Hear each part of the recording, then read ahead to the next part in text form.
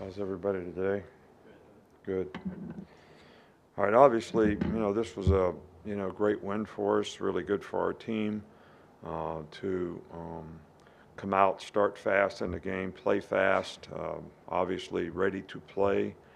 Um, so I think the big point of emphasis that, like we'd like to make moving forward is we still got to stay focused on execution. It's not just about making plays. And most of the issues that we have in games, offense, defense, doesn't really matter, come down to are we communicating and is everybody on the same page?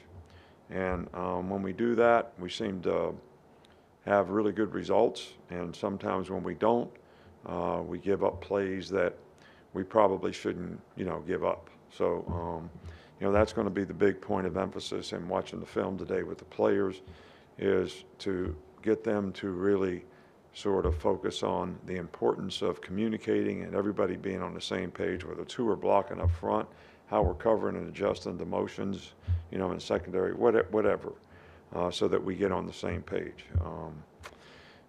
Chattanooga obviously has had a really good season.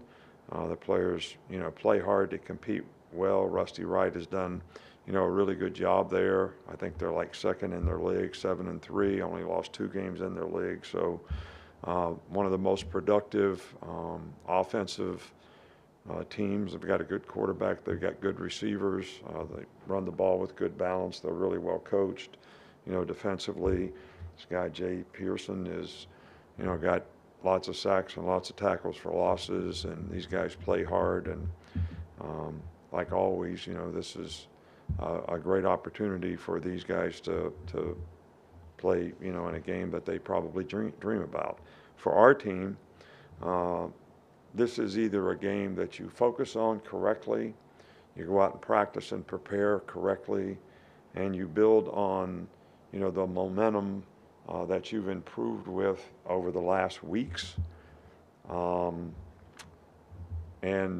that helps you get better for what's coming up in the future. So if you don't do that, you don't have a good showing. You sort of lose your rhythm. And, rhythm is a little bit like momentum. Sometimes you lose momentum in the game, it's hard to get it back. So you got to always play the next play and keep answering the bell. And, that's really kind of how we need to approach, this game in terms of, what our focus is and how we want to continue to improve as a team. If you're going to peak at the right time, you can't have peaks and valleys. You got to keep going in the right direction, and that's what we want to get our players to focus on this week in practice in preparation for this game. Start up front with Nick. Yeah, Terrion mentioned that every team could use a Miss Terry, and she's helped with motivating and just staying locked in. I mean, how does she help the team during the season in terms of what she does to motivate players? Well, her and Terrion are really kind of buddies. So I know she sort of texts with him and all that, and I kind of get on him. So it's just like kind of raising your children. I'm the guy that's always trying to get them to do right, and she's the mama who's always trying to make them happy. So that's the way it's been for a long time. Hey, Coach. A guy like Chris Brasswell seemed to steadily improve over the course of his career. Where have you seen him grow the most since he got on campus? Braz is a really good competitor, hard worker, really works hard in practice to get it right. I think a lot of guys that play outside backer for us, when they come here, they don't have a lot of background and experience in standing up and playing. A lot of them play with their hand in the dirt, in high school.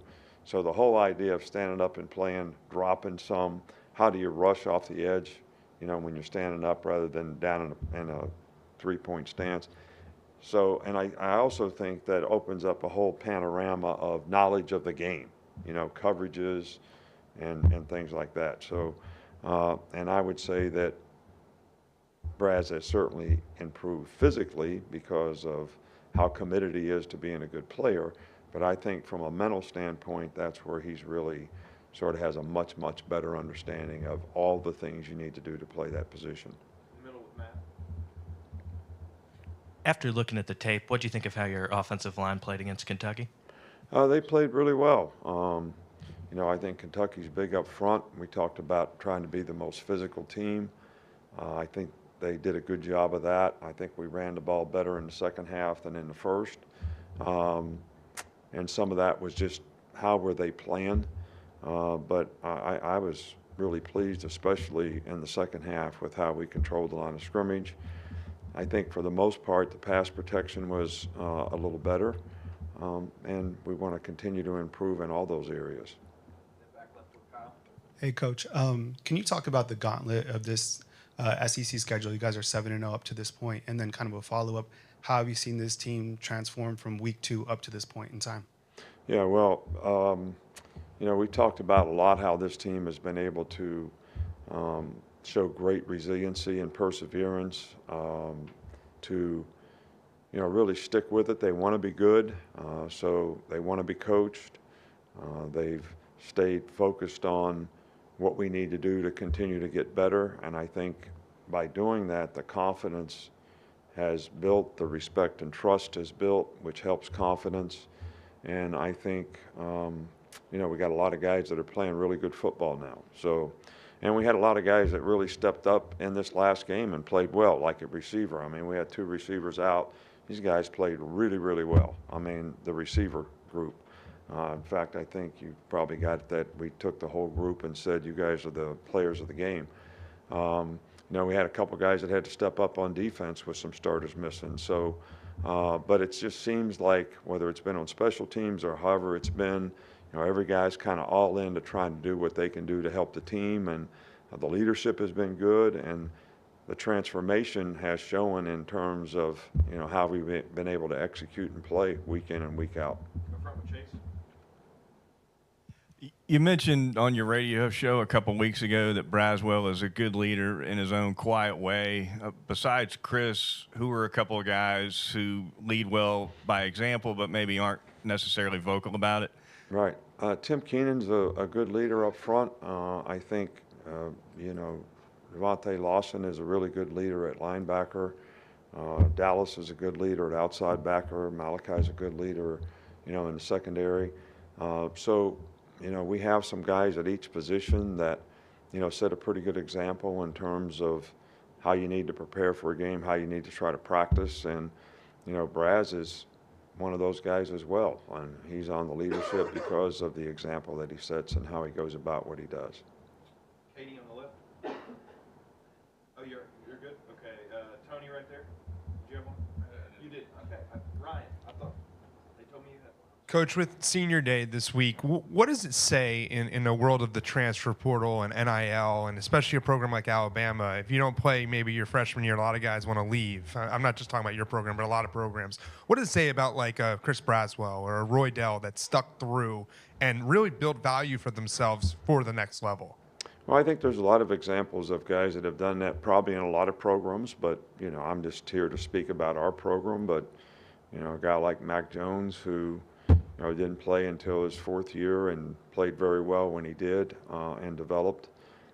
So I think it speaks volumes of their commitment to the program and seeing that if they do the right things, they're going to have success. We've had guys here that, do very well in the pros, even though in the NFL, even though they've had maybe not a significant role their entire career here, but played well at some point in time, and that gave them an opportunity. I think that, one of the big things that we try to get guys to understand is we have good players on our team, so you're going to have a better chance to develop because the competition in practice is actually going to be beneficial to your development. And I think that if guys can stay focused on long term in terms of what they're trying to develop and improve. We've had all these freshmen who want to play as freshmen. And we've had, I don't know, you can count them up. How many guys have gone out early for the draft? So if it's 45 guys, I don't know if that's the right number or not. I've had 32 phone calls times 45, whatever that number is. in the thousands, right? I've never been asked once how much a guy played as a freshman. Never. Not once. Everybody wants to know, what did you develop into? But yet, the whole mindset is, if I don't play right away, you know, but that expectation gets created by a lot of external factors too. Not to put any of the blame on you all or anybody that says a guy's a 5-star and he should make this immediate impact and all this stuff. So that becomes the expectation. So when it doesn't happen, guys frustrated. I get that. I understand that. You know, we got to try to get guys to be able to stay focused on what they have to do to develop as players, make improvement, so that when they do play, they create value for themselves, rather than worrying about just playing. But if you go out there and you don't play well, what kind of value are you creating for yourself? And what kind of confidence are you building? So all these things are things that we really try to emphasize with our young players, and the guys that buy into that, they end up doing pretty well. We'll finish up here with Mike. You competed against both Jimbo and Zack Arnette this year. Just what was your reaction to the news of their firings? The Mississippi State's coach and Texas A&M, the reaction to those guys getting let go. You know, I don't ever like to see anybody get let go, whatever we want to call it, in this business. I know how hard everybody works. I know how difficult it is to sort of build, you know, a program, to get players to compete at a high level on a consistent basis, and just have a lot of respect for people who really work hard to try to change the lives of, you know, the guys that they're coaching, make them better people, help them do the right things in terms of getting an education, as well as trying to develop them on the football field. But, you know, we are in a business that you get evaluated based on outcomes and your performance, and I hate to see anybody have to go through this. I've been fired before. It's no fun. It's no fun for your family, but I'm sure that both those guys have great reputations in terms of what they've been able to accomplish over the course of their career, and I'm sure they'll have many more opportunities to be successful in the future. Thanks, Coach. All right, thank you.